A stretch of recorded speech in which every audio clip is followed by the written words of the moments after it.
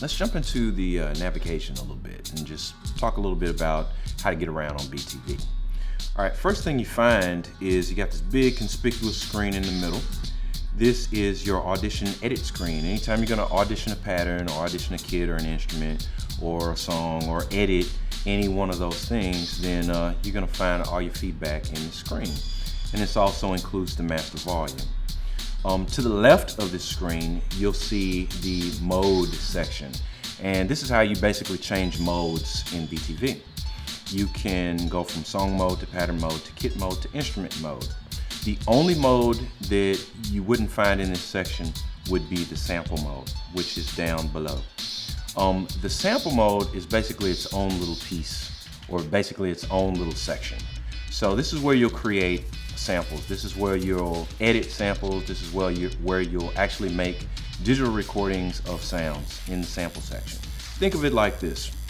When you take samples, you can arrange those samples into kits or instruments. And then you can take those kits or instruments and arrange those into patterns. Then you can arrange your patterns into songs. So this is a quick and easy way to basically have an idea, create sounds, create kits, create patterns, create songs, create full arrangements. All right, so under here, right under the audition edit screen, you'll see not only the pitch and mod controls, which you can change your pitch, change your modulation on the fly, you know, just like that. But right below that, you're gonna also see your function section. So these are all the commonly used functions on BTV. You have edit, save, exit, undo, insert, copy, delete, export, system, and then you can control your volumes with your volume screen. And anytime you want to get out of something, you can hit your exit key. Exit key is not only found in the audition edit window, but also directly under the window as well. So these are all dedicated buttons, and one thing you'll notice about BTV is that there are no shifts, no holds, no control holds. Every button is dedicated, so all your most popular functions are going to show up hard-coded with buttons, and in the audition edit window, you'll also see any functions that you'll need that will pertain to that particular mode. So moving on down, you'll see the transport section, which pretty much is your average transport section. Return to 0, go back a bar, go forward a bar, record, play, and stop. And then you have your track buttons. These are how you exit, or these are how you edit different tracks on BTV. You can go immediately to the track and you can see the element or the kit or the instrument that you have on that track, and then you can edit that. On the right, you'll have the through button, which will allow you to send signal through BTV or not.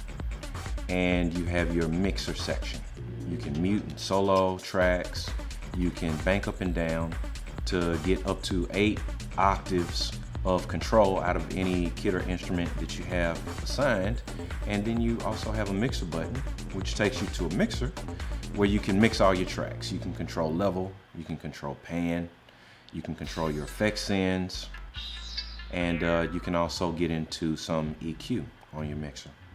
Below that, then you'll also see big pads, and I'm accessing those pads by using my mouse to click on them, but you also have control of those pads from the front panel through your QWERTY keyboard. And if you want some more control, then you will get from the keyboard, you want more velocity control, you want more octaves simultaneously, then we have plug and play capability. So you can just plug up your external pad controller or plug up your external keyboard controller, and you have control of all those parameters also. So that is the front panel of BTV.